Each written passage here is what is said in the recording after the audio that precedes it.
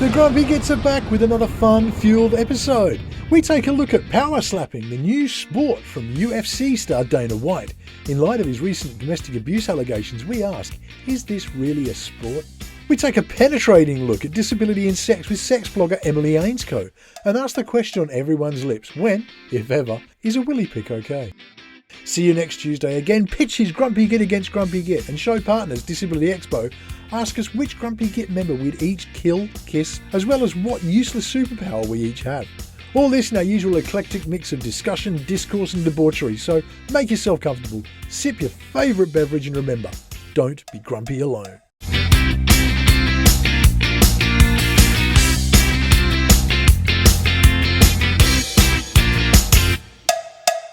Hello everyone and welcome back to another episode of the Grumpy Gits. How will everybody shame this week? Who knows? Who knows?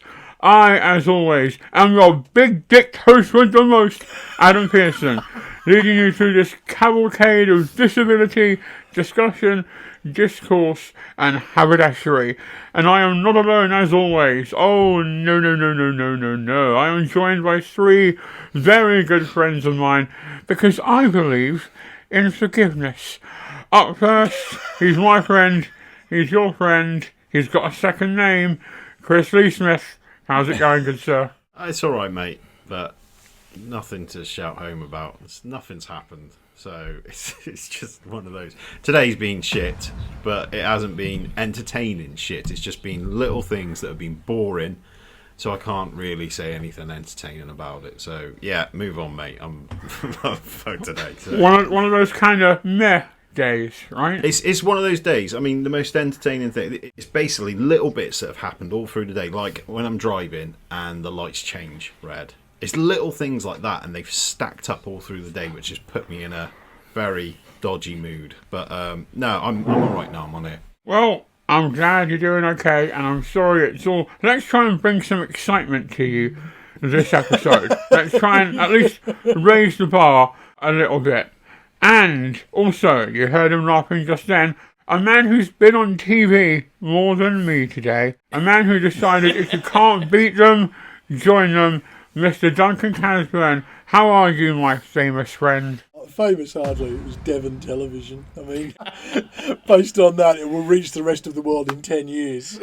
It's been a good day. Yeah, I had a disaster. We've been decorating, and I bought some IKEA wardrobes and had an absolute disaster where, in its weakest state, which was following the instructions, another box fell and crushed my IKEA wardrobe completely. But credit to IKEA, I phoned them and said I need to order another one, and they've given it to me free. So I get a replacement. That comes on Friday, and hopefully I won't fuck this one up. Well, there we go. I wish you well. Can we get like an update video for the shorts? If Tracy had been filming my long list of expletives as it just crushed. Tracy, send the footage. I'll subtitle it. It'll be great. And finally, a man who spent £62,000 on a Mr. Robbie costume only to back out of it because his wife got angry. That's my story. I'm sticking to it. How you doing, Simon Sampson? Actually, my wife stopped me at 25. Well, I was joking, but you're not, are you? Ah, the cost of living crisis hit you fucking hard, didn't it? Man of the people. The reason I was thinking about it, I thought it would be a good idea for charity organisations to use it free of charge. That's where the line I was going down. But it's going to go on sale again. So watch this space for Simon in a Mr. Bloody costume. Simon, I have 6 eggs. I break 2, fry 2, and eat 2. How many eggs do I have left? 4. Oh, motherfucker. Oh, I was hoping this would be way funnier. I saw the tweet last week and I remembered it just in case. Simon Sampson, vulnerable adult. This is the level of paranoia that sinks into the Grumpy Gits. That everyone's covering their asses every which way, just in case it comes up. I mean, I knew the riddle thing would annoy you, but I didn't know it'd make you just Google every riddle that's been tweeted that week. On the off shot that that's what I'm also doing. There we go. Challenge accepted, Simon. Challenge accepted. The Grumpy Gits are proudly partnered with the Disability Expo, held in XL in London on the 6th and 7th of July. You can book your tickets through the link in the description. For those of you that were watching last week, you know that our regularly recurring segment, See You Next Tuesday, had what Chris called a return to form, and what I called organised bullying. So we thought we'd try and keep it at around that level, and again, do a slightly See You Next Tuesday together, where we're just, I don't know, what the French would call bastards to each other. So, gentlemen, who wants to go first? I can go. We've all been recruited to join a superhero league, but we can only use a power, a useless power that we currently have. What would each person in the Grumpy Gits useless superpower be?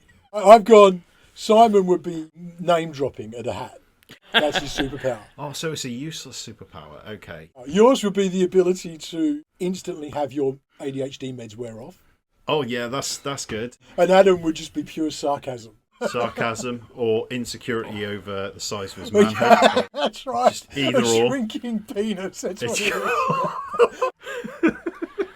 Oh, God, it's gone down that road again, hasn't it? It genuinely has. We have, because they have small dicks too. Anyway.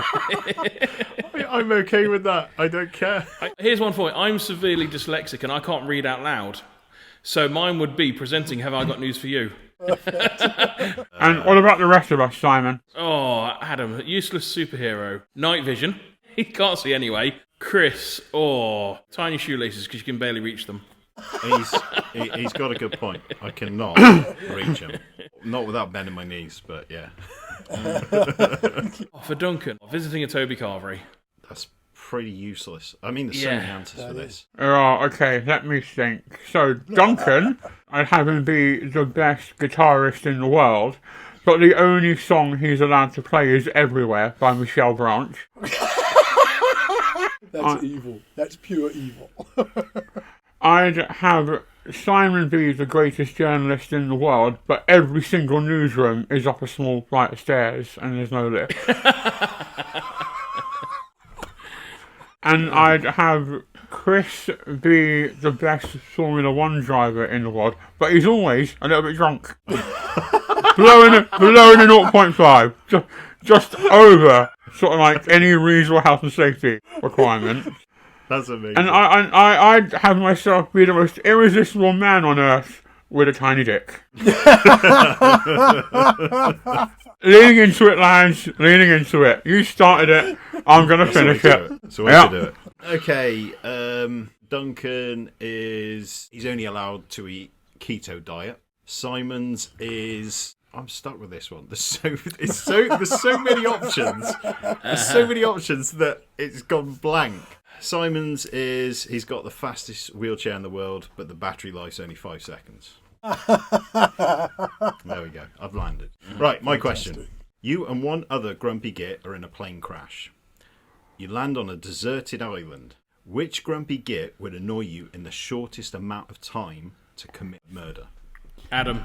You kill Adam. He would annoy you in the shortest amount of time. No hesitation. I love you, mate. I really do, but oh my God, I'd slaughter you. Duncan?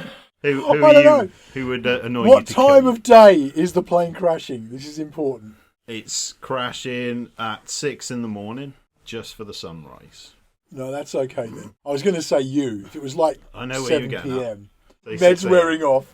Yeah. So 6 a.m. I'd have to go Simon because I'd be on his third round into Spain and that's it. Okay. So Simon's conversation would make you want to kill him. Adam? Well, it depends what kind of mood I'm in.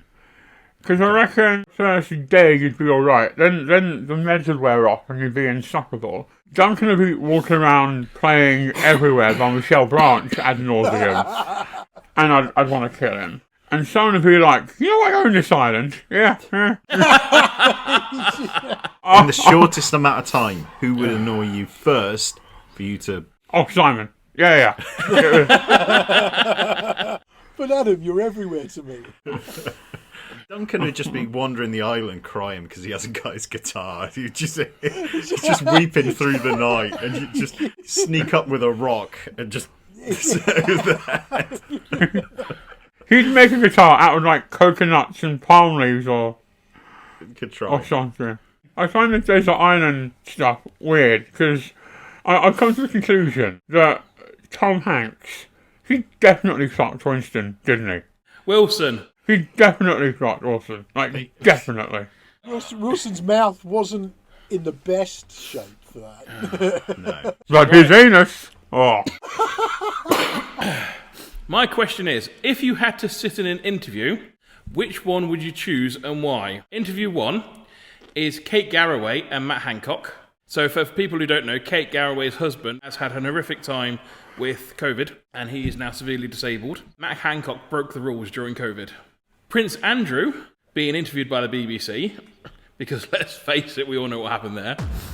Or Nicola Sturgeon being interviewed by the news, talking about transgender people, how they're not transgendered if they're a convicted rapist. Matt Hancock, every day of the week. Yeah, I'd be there. I'd love the front row seat watching him squirm. Yeah, I'd like to go Prince Andrew and just whisper in his ear, "Don't sweat it, mate. Don't sweat it." Ah, damn it, you stole my joke. I would go Nicola Sturgeon, just so I could like watch it and then be like, see, that's what a real transphobe looks like. This is now the benchmark for transphobia. Anything less than this? No. And this is sort of based on live events. You arrive at the BBC for a job interview as a cleaner. You walk up to reception and say, "Hi, I'm here for the interview." They say, "Great, we'll send someone down for you." Due to a miscommunication on the BBC's part, they think you're there for a live TV interview with the BBC News on whether or not Rishi Sunak should be fired as Prime Minister. Do you A, say, "I'm sorry, there's been a communication, I'm here for a different interview," or do you B, roll with it, go on live TV, and commit political assassination on the Tories? And if the answer's B, how are you doing it? Simon Sampson. Am I allowed to send my celebrity representative? No. It's all on you. But my celebrity representative wants to come into the show. We have a celebrity guest tonight. Okay, then I will permit you to... I would say this is very related to the BBC because we have a huge celebrity guest. And I'm going to see if you can guess who it is. They were the mascot of the 92 Olympics in Barcelona. They have been seen by 500 million children on the BBC. Santa. Teletubbies. They do something that's very similar to what we do. Swear? Do things which get us an 18 rating on YouTube. Is that Orville? Please be Orville. What's... It's the best day! It's a duck! This is the best day! This is the best day ever! Hi, Ed! What the fuck is Ed the Duck? How dare you! This man is my childhood. He and Andy Peters in the Is broom this the cupboard. celebrity? Yes! Oh my Christ.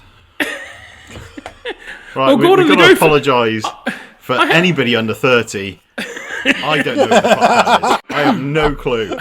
Adam, explain. Ed the Duck was on Saturday and Sunday morning TV with Andy Peters. He was. Alongside Gordon the Gopher. This is the edgier Gordon the Gopher. Gordon the Gopher is like keen, and Ed the Duck is Rage Against the Machine. Can we have got Sooty or Sweet or... Zippy. Yeah, Zip. Bungle would have been really good. Oh, he doesn't like that. He doesn't like Bungle. No. Can I say as an Australian, this makes no fucking sense. As an Englishman, I haven't got a fucking clue either. I'm genuinely thrilled, because we all thought it was Noel Edmonds. Or at one point, I was like, what if it's a wolf from Gladiators? But this is great. So, for licensing purposes, this is eBay Ed. If I ever have to define disappointment, it's going to be this moment. I also understand why he didn't want to tell us. Yeah. Because we would have put a stop to this straight away. For context, Simon sent us a list of people he'd contacted on Instagram to come on the podcast. that featured The Rock, Kevin Hart, and other people, and said, "I've got a big guest for the podcast." And whilst I'm loving this, I'm in the Ed army. I'm an Ed head. I reckon other people love you, bro. I reckon other people might not like this. Right. Can I ask Jade's question now? We haven't answered mine. I asked mine, and then Simon went, "Ooh, here's a puppet," or something like that. And now here we are. This is the worst thing you've ever done for this podcast. And that's saying something, I tell you. My meds are run out, so I'm On the plus side, Adam's dick's grown like 12 inches. Right, can we get through this segment? I would do the interview and I would state the links from his wife with Info Systems, I think it is the company, and their dealings with Russia. Duncan, what would you do? I would so go for it. I would just absolutely sit there and just trash him. I think I would go the Joe Lycett route and just absolutely play up to being uber Tory to the point that it really exposes the problem. I'd also do it, and I'd go full Jonathan Pye on the BBC. Nice. I'd go on a massive rant and then be like, "Sorry, are we filming?" At the end of it all. Right, Disability Expo question. Kiss, marry, kill. The other Grumpy Gits. Who's doing what? No. No. This is why I'm killing you. It's shit like this, which is why I'm killing you. Yeah, that's an easy one. Is it For universal? almost every other question we've had, I'm going Simon purely on the basis of that fucking puppet. I'm killing Simon. Yeah. So kiss Chris, marry Duncan, kill Simon. I would marry Ed the Duck. I would kiss him. Oh, competition time. Why didn't Simon get the rip-off written job? Answer the postcard to Ed the Duck. Yeah, kiss Chris, marry Adam. I would definitely be killing Simon after this. And that was the end of See You Next Tuesday. And now we're talking something a little bit different. We're going down the route of sport. And I use that term in a very legal sense. It's this new thing run by Dana White of UFC fame, and it's called Power Slap. And essentially what the gig is, it has weight classes like UFC or boxing would. And it's two people who step up to a podium and they just take turns to slap each other until either they both run out of rounds or someone can't get back to the podium in 30 seconds. It's got rules about things like clubbing and stepping and what have you. I have this Jekyll and Hyde thing with it where I can't help but watch it. And while I'm watching it, there's a little bit of me that's going, "This is really dangerous and quite brutal, and I'm not on board with it." And then someone gets slapped so hard that they fall over, stand up and do a forward roll. And I'm like, yeah! Like inner Joe Swanson's going, "Come on!" But then like inner Bonnie Swanson's going, "Oh no, Joe!" It also doesn't help that this started being aired on TV the same week where footage surfaced of Dana White slapping his missus at a New Year's party. So it was all a little bit of a shit sandwich. Gentlemen, have you seen it? And if so, what are your thoughts? Simon, I'm going to come to you first, as I think you will have opinions. I have opinions on this. Just from a medical standpoint of view, you're effectively hitting someone as hard as you can in the head for an entertainment sport. Now, with boxing, that is slightly different. Obviously, you've got gloves, and yes, people do get knocked out. And over the years, it has shown that if you take so many blows, it does cause so much injury. This is effectively legalised assault, which I know what a lot of sports is, but this takes it to a whole new level. You're getting punched in the head. It shouldn't be allowed and classed as a sport. You're causing brain damage, effectively.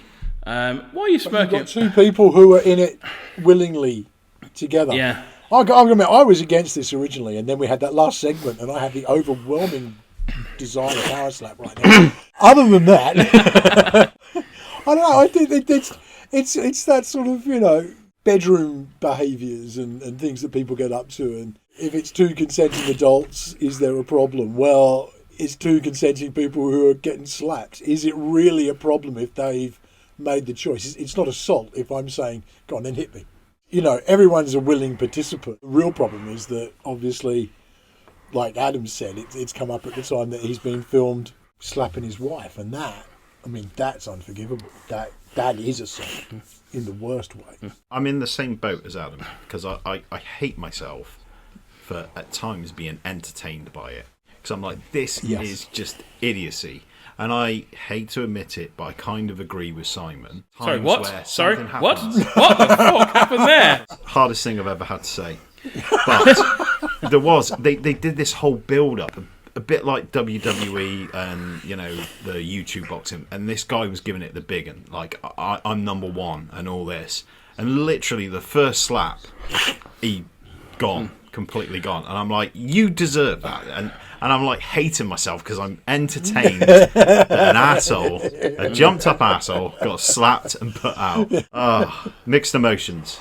I question the term sport associated with it. That's where I think I draw the... And it worries me that because there was that whole happy slapping thing that used to go on. Yeah. Yeah, but that was non-consensual. That was just filming someone and you going off and slapping them. Yeah. Yeah, it's called you know when you've been tangoed. Yeah. Yeah. That's going back a few years. They had to change that advert because kids kept on going into A&E with busted eardrums. This is what's going to happen. If you get slapped on the side of the head, so hard, you are going to burst an eardrum. You are going to have internal bleeding. They wear cotton earplugs to stop the pressure going off equilibrium. The danger of concussion outweighs the burst eardrums, to be fair. I think if they hit him enough, that will rattle that brain inside their skull. If you want to take part in power slap, brain damage might be an improvement. Maybe? I was going to say, is it really at the top of the list of things you're worried about? Here's the most ironic thing about this power slap competition. Will Smith, who we know likes a good slap, was actually starred in a film a couple of years ago playing a professor who looked into NFL sports and American football and realised that your brain is basically like an onion. While you may not be bruised on the outside, it's taking a severe damage internally. But then what's boxing? What's wrestling? MMA. MMA, judo, karate, any of these things. You are just effectively assaulting a person while they're standing still thinking they can take a punch when they can't, or a slap in this case. I don't think you can call it assault when you've got two people who are willingly participating.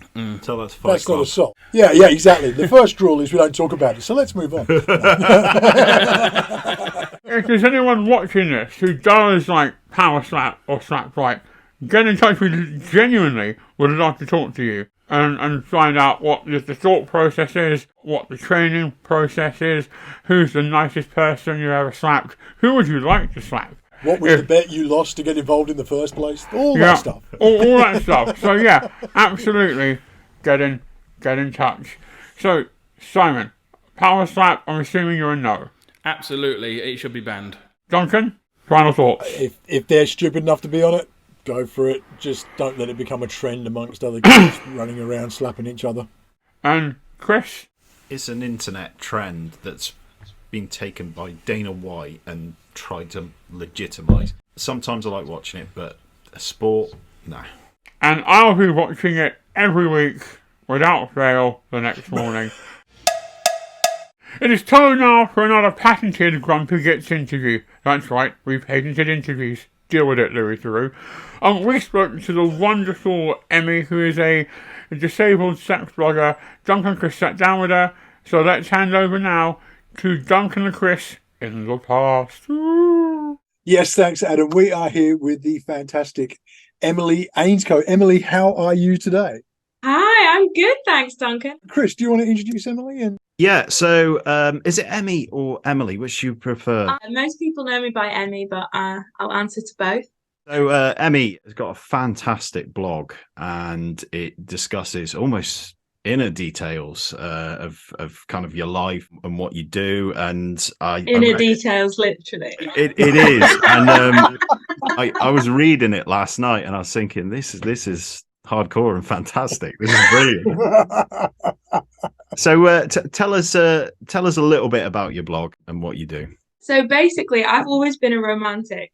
It might not seem like it from my blog, but love and romance and dating has always been super important to me. But then when I was 20, I started having my symptoms of functional neurological disorder. And that obviously really impacted my dating life. So when I got my confidence back a little bit, I thought I'd share my story and my journey, warts and all, just in the hopes of giving other people out there a little bit of courage to go and fail as I have in front of countless men. I fell in front of countless men as well, but I mean, that sounds amazing. When you discovered this, so it's a neurological disorder, is that right? Yeah, functional neurological disorder. So unlike other neurological disorders, it's a software problem as opposed to a hardware problem. So it's an issue in the way that my brain is receiving and sending messages to the rest of my body. It's sort of like sensory processing disorder in a way, where the brain misinterprets the information and it comes out in different ways. Is that a long Yeah, way? exactly like that. How did that affect you mentally at the time? Because learning something like that, it can be a bit of a key moment in life, I guess. You've got a crossroads. Oh, Fork in the road. huge. Yeah. I mean, it was sort of an anagnoritis in my life when I thought my life was going to look one way. I was young, living in London. I had my dream job. I was dating lots of people.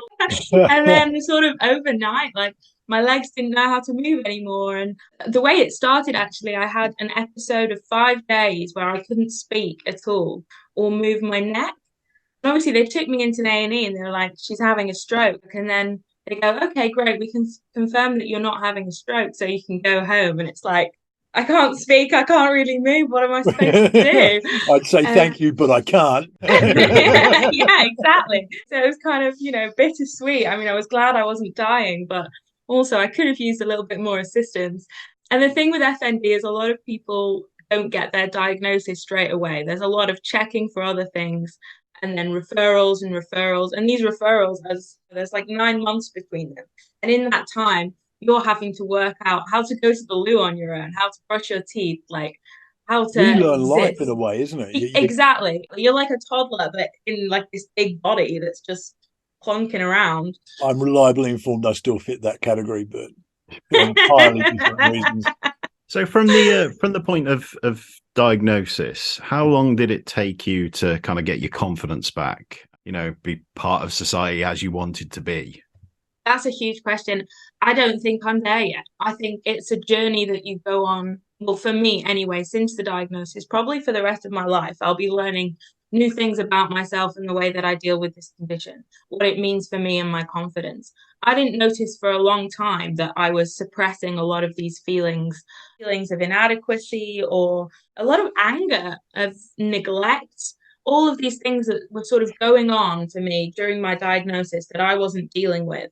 And I'm And guessing isolation as well, feeling very much alone in what you're going through, because it's the kind of thing that I'm guessing only a small amount of people can really relate to from that perspective. absolutely. I mean, it was a huge changing point for me when I got in a lot of functional neurological disorder Facebook groups. That was such a relief to know that there are people that can navigate this and we're there to support each other.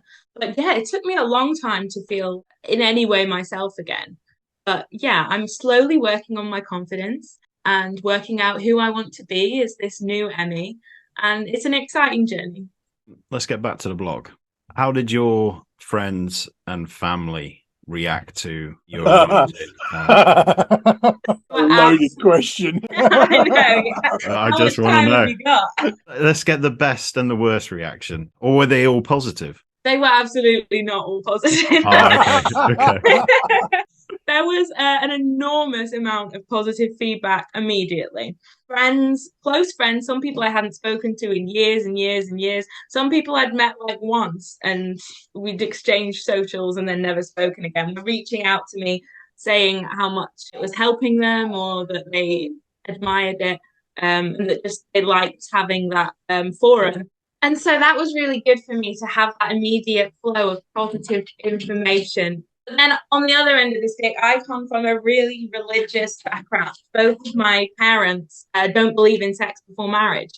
And there I was sharing graphic details with the whole world. And they they never even had a conversation with me about sex. So they didn't even know whether or not I was having it. And now everybody knows I'm very much having it.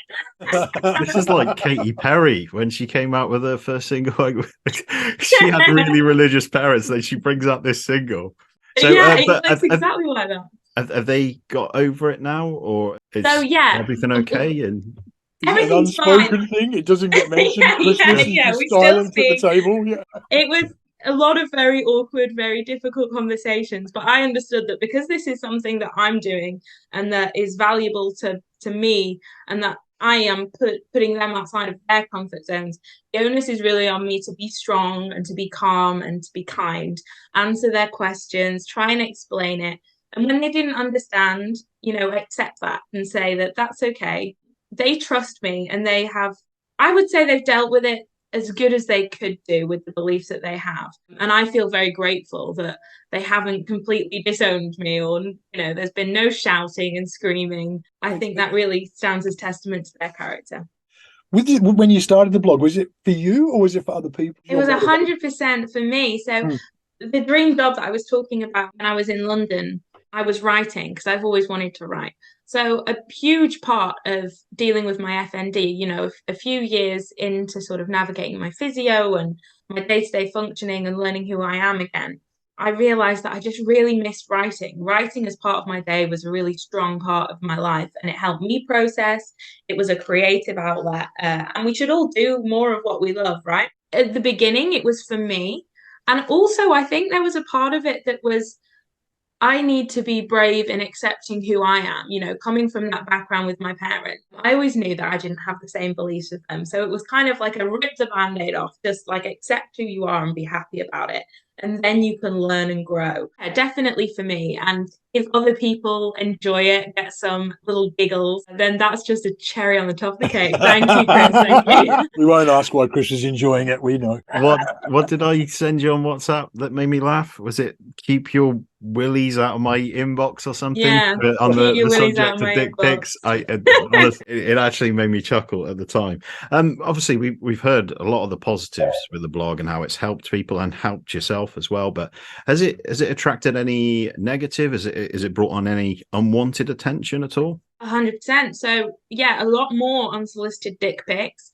Oh, Hopefully people will listen to my message of warning. I You am have like a section of the blog where you sent it. It's going up. Yeah, honestly, they will comment on the blog or like private message me on the very blog when I've said, don't show me your willy, with a picture of their willy. Like, what is going to come from that? In fairness, a lot of guys tend to have their penises on the necks, so it's hard to hide. Exactly. Took 1 second longer for me to get that than it should have done there. There was I think it was on Twitter, and it was an automated message, or what was made to look like it. Basically, they wrote this letter that pops up, and it had it looked legit, like with a police case number and all this other stuff. And anybody that would send a dick pic to her, she would send this back, making it look like an automated message. And I think she put, if you think this has been sent unfairly, please reply stop. And she put up this picture of a thread of this guy pleading, saying stop in capital letters over and over and over again. That was a successful way of stopping the dick pics coming through, or at least I love that. That's ingenious. People just need to stop taking pictures of the dick and sending it to people that don't want it. I mean, take all the pictures you want for your own personal library. Like, it's medical, go for it. If you're just sliding it into someone's DM, not a good idea. There is no good reason, even for personal use. There's such a thing as a mirror. You can stare at it all day if you want to. It is such a bizarre concept. With the blog, did you feel like it helped you mentally? Was it part of a healthy way of dealing with your own mental health? I think I was aware that was something I hoped would come from it, that it would help me process things. I wasn't aware to the extent that it would. It has had such a positive impact on me.